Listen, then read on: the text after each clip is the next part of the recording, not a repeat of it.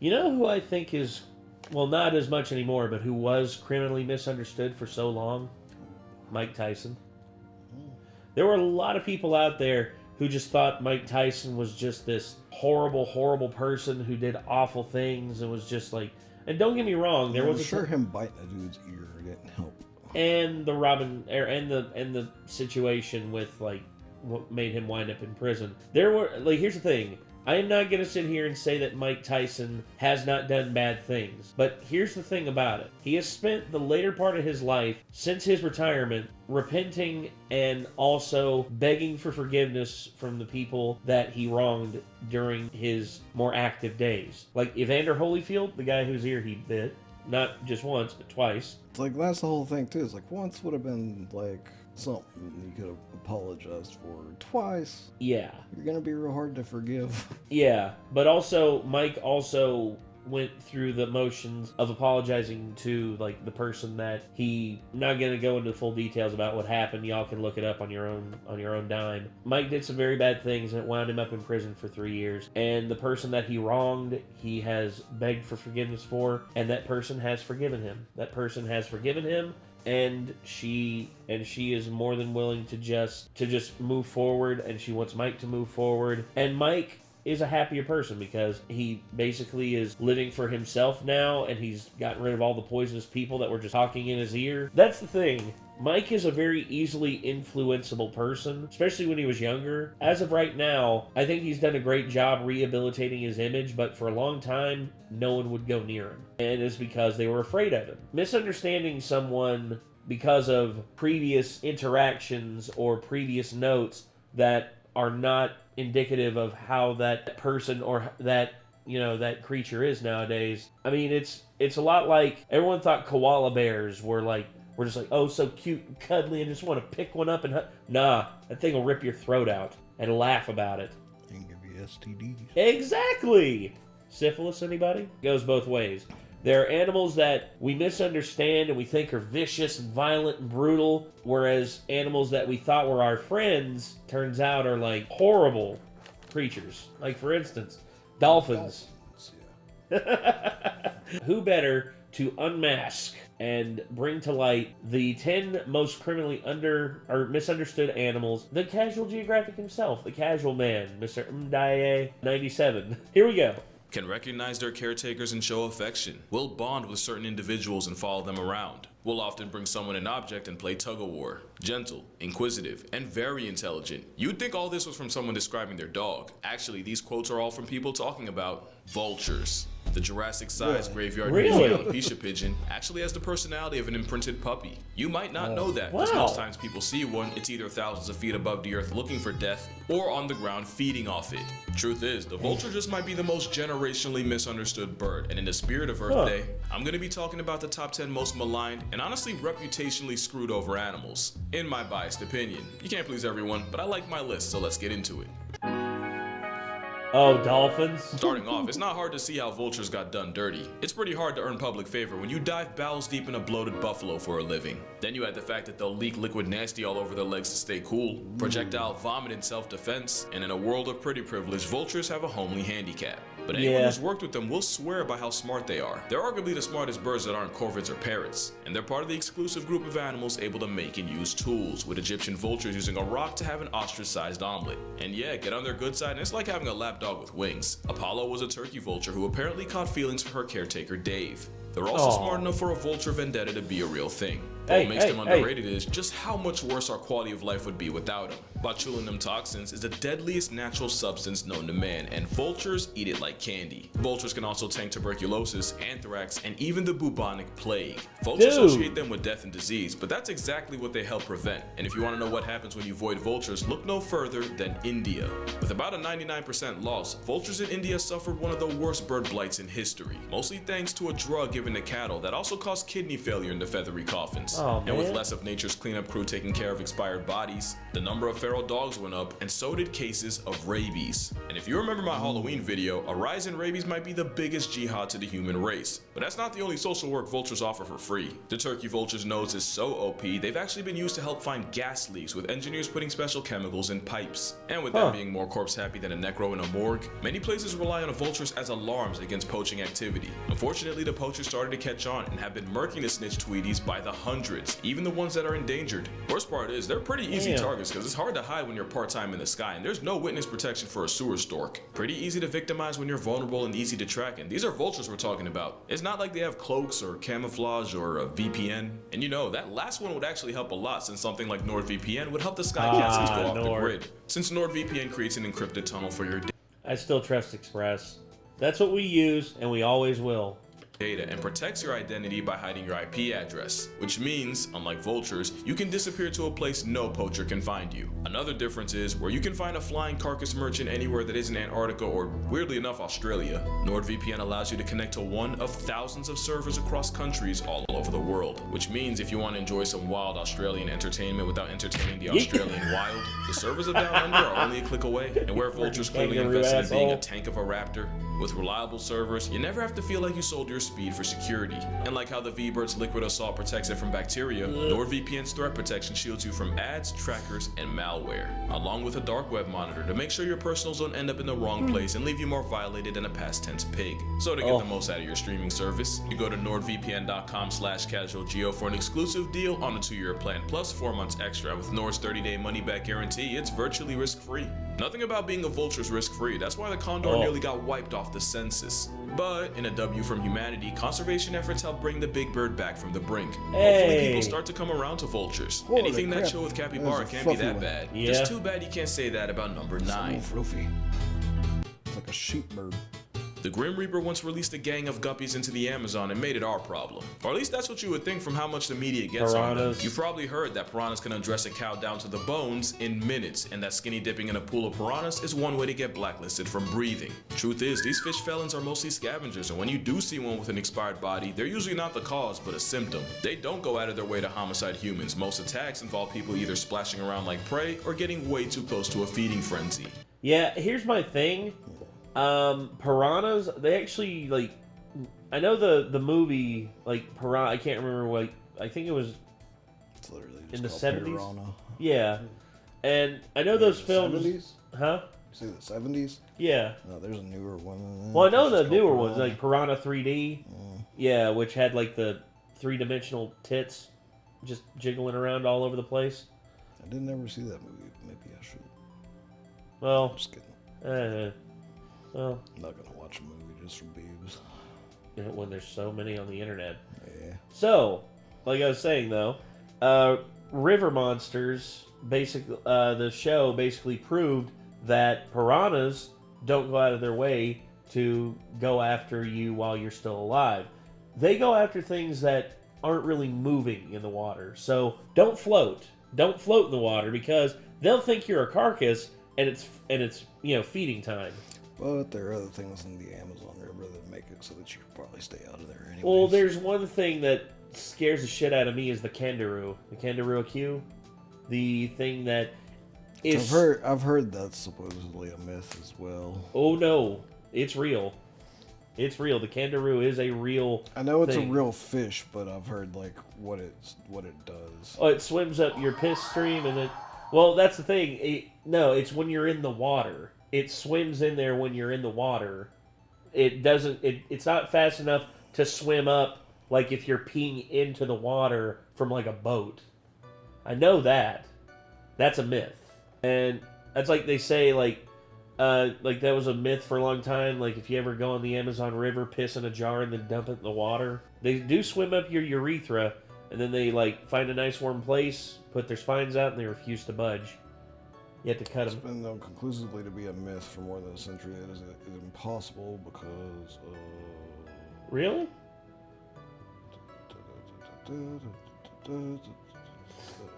possible. Oh wait, that's swimming up the stream. Yeah. No, when you're in the water itself, yeah, if it's impossible for it to swim up your stream because it's literally like physics don't work. the physics don't physics. But if you're standing like hip deep in the water and you take a piss, oh boy, that's that's the one that gets me. Yeah. Despite all of these claims, there's very little credible evidence that the Kandura fish has ever invaded the human urethra. Oh. The most recent reported case occurred in '97, and a report made in Portuguese, a Brazilian urologist claimed to have removed a Kandura from a person's urethra. Inconsistencies in the account, such as the actual size of the extracted fish and the history given by the affected person, cast doubt on the truth of the report. Well, okay. I guess that's just one. It's possible, but it's not necessarily 100% confirmed. Fair enough. They're basically the bees of water. They don't want smoke, quite the opposite. For all that face, piranhas are naturally timid and scare easy. So much that you actually have to give them places to hide in an aquarium because of just how neurotic they are. Also, they're not strictly meat. They'll also eat fruits, they'll eat seeds, Amazon River as well. Yeah. leaves. There's even a type that eats mostly river reeds, but that wouldn't really make a good movie, now would it? Now, I'm not gonna sit here and act like they're not capable of mass destruction, but their PR team really did them filth. Jeremy Wade sat in a pool of allegedly trigger-happy piranhas and didn't even get touched. Yeah, that's it. The whole cow story came from a Theodore Roosevelt hunting expedition where he saw it happen. The catch is, the guides wanted to impress the president, because who wouldn't? So they actually netted off a section of the river and starved the fish in it for a week, only to feed them with a cow while Roosevelt was watching. Whoa. And just like the cow, the piranha's reputation never recovered. Sometimes all it takes is one incident to royally screw over an animal. Something next on the list knows all too well. He keeps showing dolphins. Let's just get this out the way. There are some deaths where you never forget where you were the moment you found out. For me, that's Kobe Bryant, Chadwick Boseman, and of course, Khaki Animal Jesus, aka Steve Irwin. And many have had smoke for Stingray kind ever since. But before you go wage war on a water waffle, first we gotta talk about just what went down. For one, Steve Irwin got struck directly in the heart, causing massive bleeding. He also never traveled with anti-venom, because anti-venom was anti-Irwin. Wouldn't have mattered anyway, because it wasn't even the venom that did it. Again, it was the bleeding. Stingray venom isn't even all that fatal. And at the time, it was only this. Yeah, that was his that was what happened, and that was the error.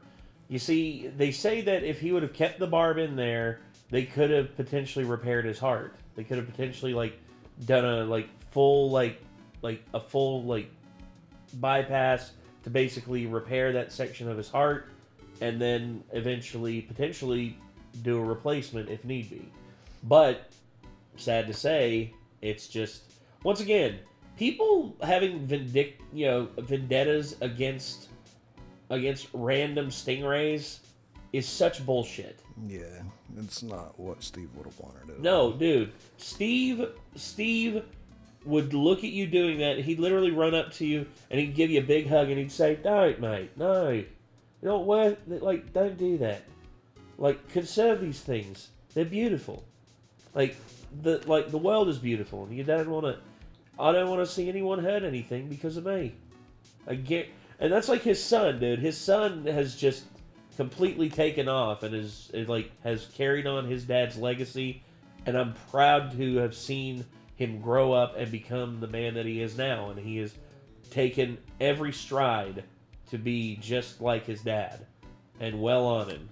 God bless. Second reported stingray-related death in Australia since 1945. It took over an hour for him to get to emergency workers, but again, it probably wouldn't have made a difference. The point is, literally everything that could have possibly went wrong, went wrong. Like piranhas, stingrays are what a New Yorker might call a scary-at that would rather run away than run a fade. I went to the Cayman Islands a couple of months ago and visited Stingray City, and as someone religiously terrified of the ocean, I can tell you, the crepe of the coast is in fact chill like that. Pro tip, if you're ever walking around stingrays, do the stingray shuffle. You're just gonna want to drag your feet. Basically, you don't want them to leave the floor in case RNG makes you turn a ray into a welcome mat. Other than that, unless you're a crab or a fish, you really don't have much to worry about. Besides, let's not act like Steve Irwin, the same man that took a love bite from a cobra and said sorry to the snake, isn't somewhere in the afterlife eternally apologizing to the stingray for spooking him. Stingrays have been misunderstood ever since, but we can drop the vendetta. If we know anything about Steve, that's exactly what he would have wanted. Exactly.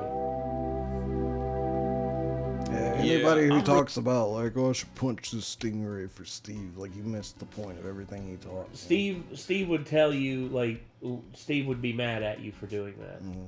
Really gonna have to explain putting dolphins here. Okay, well I feel like this weird thing happened where we went from Free Willy to finding out dolphins take that title seriously. So much that we ended up overcorrecting. And I personally and publicly talked endless amounts of shit. Don't get me wrong, the facts I said, I'll say again, and I'll say it with my chest. But me calling them water Weinsteins or homicidal hot dogs or a blowhole bandit, nah, that's actually still crazy. But that's just me anthropomorphizing. I don't actually think they're evil. It's fun to treat them like humans, but they're still just wild animals doing what comes naturally. It's just that what comes naturally often involves them naturally. Actually, I should never mind. Look, with intelligent animals, there's always going to be duality, and I don't even need to say it. I just have to show you these 2 articles. But dolphins can be wholesome too. Like the same way parents will baby talk a toddler, mother dolphins actually do with their calves. They'll also sing to their baby before it's even born to teach them to recognize the sound of its mother's voice. We also found out that dolphins in a pod will often go out of their way to make less noise so to not confuse the calf in the oven. And when it's out, being a helicopter parent means mama dolphin won't sleep for up to a month straight.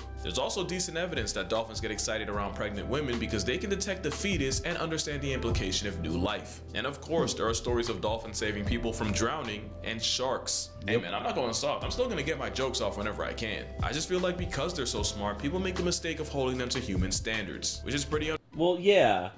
And here's the thing, like, holding things to a standard that is literally unattainable, that's not fair. That's not fair on any animal. Dolphins do have their downside, but I think that there's more to them than just them being, as he put it, blowhole bandits, which still kind of crazy that actually did happen.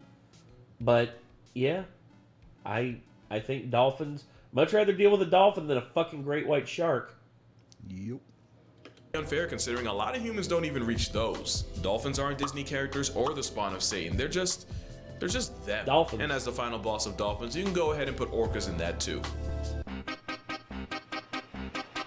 The greatest trick squirrels ever pulled was convincing the world they're just whimsical, nut-loving creatures, when they're actually rodent psychopaths profiting off pretty privilege. They'll eat things like baby birds, baby bunnies, and even snakes. But squirrels are also part-time cannibals, with males that'll seek and destroy any pups, only to get with the mother of the kids they just murked. Let's not forget that time a group of squirrels dismembered a dog for barking too loud. Also, the number of squirrels with manslaughter charges is higher than you think. It's estimated that chew-happy bushtails cause up to 30,000 fires a year, not only costing millions in damage, but likely barbecuing human collateral in the process. Damn. There was even a time a squirrel damaged the electrical system of a complex with NASDAQ, freezing computers and crippling the market for over an hour. That wouldn't be the last time. In fact, one did the exact same thing. Yeah, we did. Okay, I don't know 100% whether it was a squirrel or not, but someone did say it was an animal that did it.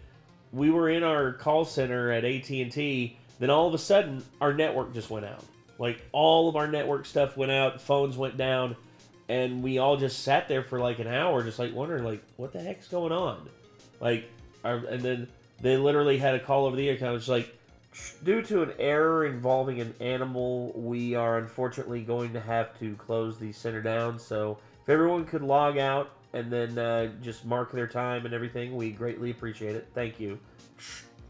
Okay, free day because a squirrel, like, grilled its nuts on our friggin', like, telecommunications wires. Thanks, bud.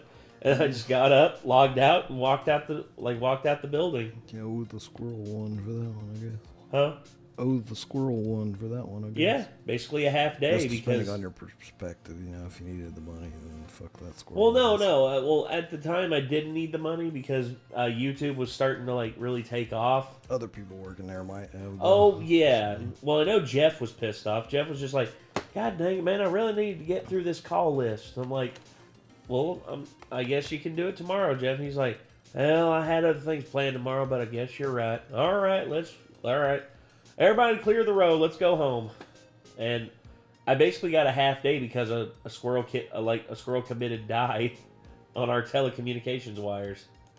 7 years later. Now, I know I'm doing the squirrels what I just admitted I've done to dolphins, but in my defense, I have a bias. I once got jumped by a pack of squirrels in Manhattan, and that was one half of a sandwich I never got back. Moral of the story, there's a reason the smartest man in the universe immediately took a knee in the face of the Acorn Mafia. That's true.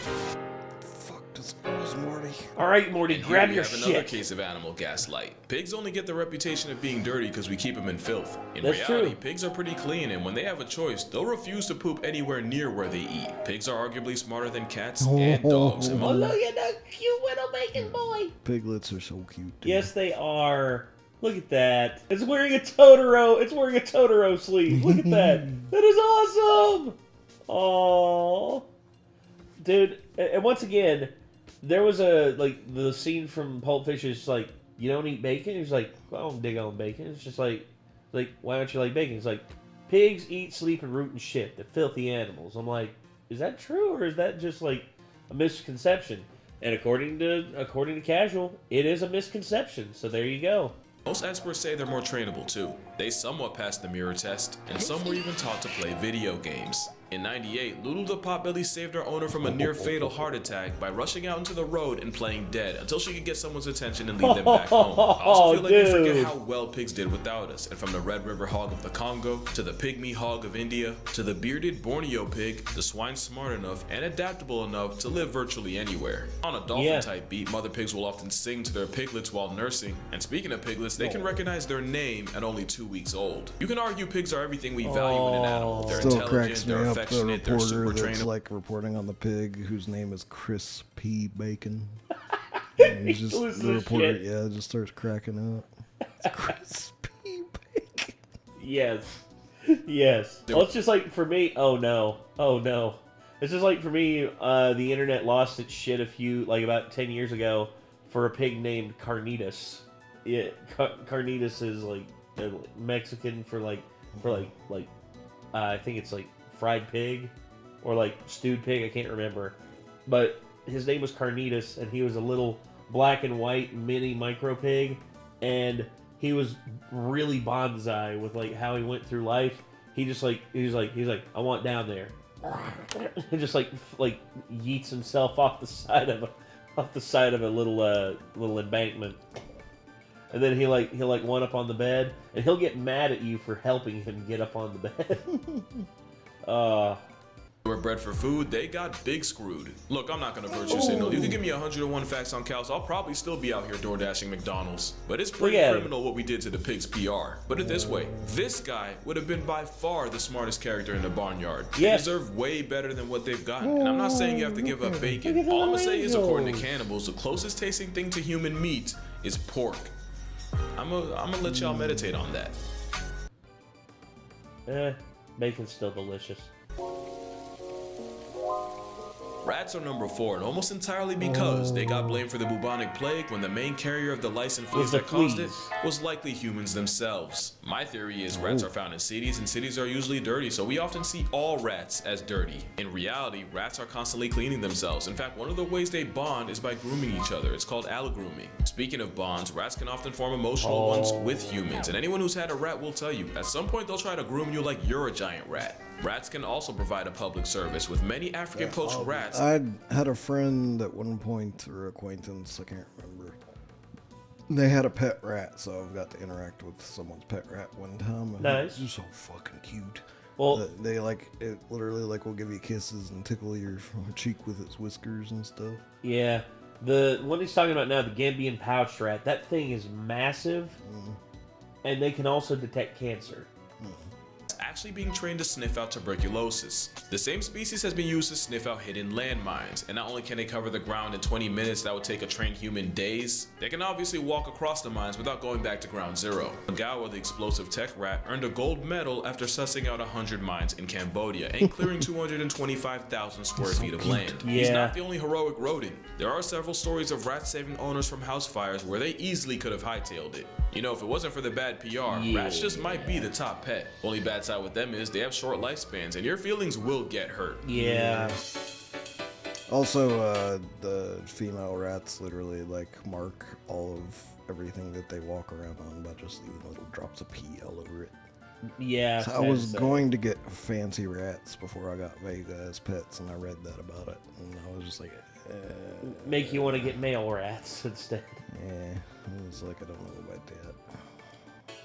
You know, the fact that this is the only animal that needed a trigger warning is enough to put spiders at 3rd. Now, I'm not going to downplay arachnophobia like I didn't used to backpedal to pigeons, but spiders are a great example of bark being way worse than their bite. Take the tarantula, they're like the granddaddy of arachnid anxiety, but not only is their venom about as bad as a bee sting, not only are they so fragile they can literally explode if they fall a couple feet. Unlike bees, there's no record of tarantula venom terminating a person. Of course, there's thousands of types of tarantulas, and some are more of a jihad than others, but then you have the ones that adopt frogs as nannies, with the frog eating all the insects that could grief the spider's eggs, and the frog getting an 8-legged bodyguard. That's Yeah. awesome. There's about I didn't know 50,000 species of spiders seasoning the earth, and less than 0.1% of them are a legitimate threat to your life. And that doesn't include the smallest spider in the world, the Patron Saints, or jumping spiders, which are literally small enough to wear water as a hat. And when you add the fact that they basically have paws to help them walk vertical, and that some like the wolf spider can purr, are spiders not just the cats of insects? I didn't know My that, bad, actually. arachnids. According to the CDC, the number of people murked by spiders a Look year at his cute little eyeballs. Yeah. He was like, well, hey there. He's like, I see everything. is 7. You're more likely to get slapped by a vindictive vending machine. Okay, you're not impressed. How about this? Spiders eat up to 800 million tons of insects that could otherwise destroy crops. If Thanos had beef with spiders, They not eat only would there be way less mosquitoes that food, could give us malaria. Yeah. They eat termites that could fuck up your house. Like, they're awesome. Yes, they are. Spiders are very cool. They eat bees that can sting you. They Oh yeah, they'll. There's a bunch of them that'll eat hornets and stuff. Yes. it would be stupid expensive. You can thank spiders for a 4 for 4, not setting you back 400. I Not to have mention all the $3. pesticides we need to stay alive. Hey, We're look not at gonna that. turn the Earth Jumping into a spider. disaster movie. Look, I'm not saying you got a cape for spiders. I know I'm biased. In fact, bias is probably why the next animal's number 2. Numero dos. I love Lion King, but they'll forever catch smoke for convincing an entire generation that hyenas are, well, that. Hyenas got profiled as scavengers when up to 95% of what they eat is something they can get credit for killing. Gaslight goes crazy because the literal Lion King poaches more food from hyenas than hyenas hoe lions. And since a laugh-happy vice trap eats every part of an animal, like land vultures, the world would be a much nastier place without the meerkat on a bulk. Everyone wants shit on the garbage man until he quits and leaves you with the shit. But honestly, it's the stupid part that gets me heated. In experiments, spotted hyenas actually perform better in cooperative problem-solving tests than chimpanzees. You know, the chainsaw with thumbs we share 98% of our DNA with? Hyenas are way smarter than they get credit for. Take Waffles, for example. Waffles was a lady hyena in a clan, and at the very bottom of it, no less. And in just a year, she went from the dirt under the ladder to the alpha at the very top, and she didn't even have to fight for it. All she needed was the power of friendship. No, I'm serious. Waffles slowly made the right friends, built alliances with other low ranks, earned favor with some of the higher ups, and before the ones at the top could even realize it, the hyena named Waffles had caused what scientists would later refer to as the syrup rising. And you'd think she'd go power hungry once she got the throne, but nah, the opposite. She never switched up on the ones that got her there, and there were even times where she helped feed the cubs of low status moms. Cause hyena hierarchy is more about social networking and climbing the corporate ladder than just running fades all day. See, you wouldn't know that from just watching Lion King, and while some are starting to come around to this giant maligned mongoose, one movie ruined the last animal's rep damn near permanently. Oh no, what is it? There was no way sharks weren't getting the number one What? spot. Really, any way you look at What? it. We did this overgrown grief guppy grimy. How about the fact that the shark's KD ratio is about 10 a year to the 100 million that get murked by people? What about the fact that a coconut to the dome or a bathtub accident is way more likely to flatline you than a shark? There's the fact that we have over 500 species there, but really only Let me just say, yes, you are more likely to fall in the bathtub or get hit by a coconut than you are to get eaten by a shark. Yes. Why do you think the reason for that would be?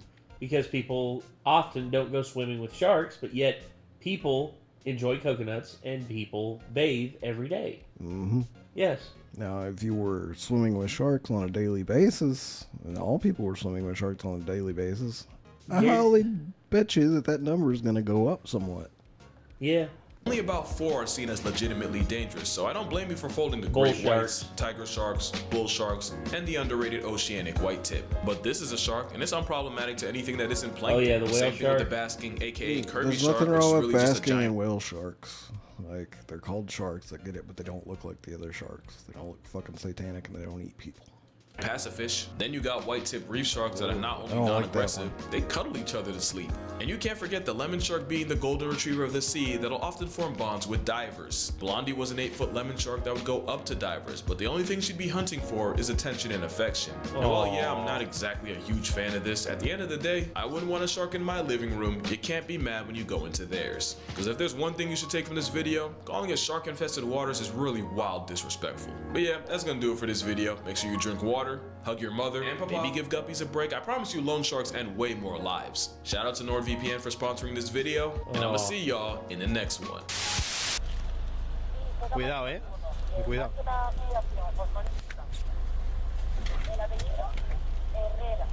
What's he got? What's he got? Ahí va, ahí va. Oh! Hey, buddy. Sí. Fly away, bro.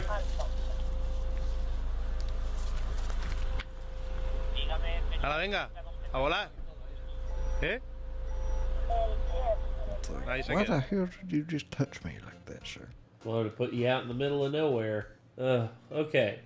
So, yeah. Yeah, yet again, I realized that sharks aren't as bad quite as, like, a lot of things make them out to be, but I've seen enough proof that they're still kind of bad to not be able to not be afraid of them.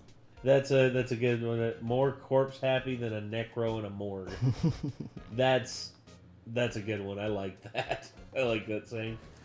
All right. So those definitely were 10 animals that are definitely misunderstood, but at the same time, some of them I'm like, I understand that they're misunderstood. Still gonna keep my distance. Still gonna like keep them way in their like biomes, and I'm gonna be happy in mine. Mainly sharks. Okay, mainly sharks, yes. But anyway. I mean, and dolphins to an extent. Yeah, It's like- yeah. And orcas. There's a lot to talk about, there's a lot to go over, but in the end, So I mean, either way, like if I end up in the ocean and I look under the surface of the water and I see a dolphin or I see an orca, I'm not likely to just fucking inhale water immediately and drown from gasping. Like I am if I see a fucking shark. if you go under there and you see a great white like 100 feet away, you're just gonna be So the worst thing would be if it was less than 100 feet away, if it was like right up close to me and I ended up looking it in the eye ooh yeah. or in the teeth. Yeah, and seeing those eyes go black, oh, that's terrifying to me. Anyway, I think that's going to do it. So, appreciate everybody for tuning in, and we hope that you all enjoyed this. Be sure to go check out more from Casual Geographic by clicking his name in the title of the video. And I guess, for now, we're just going to be moving on. Everybody, take care, and till next time, stay safe, keep your nose clean, and yeah, don't go swimming with sharks. Good night, everybody.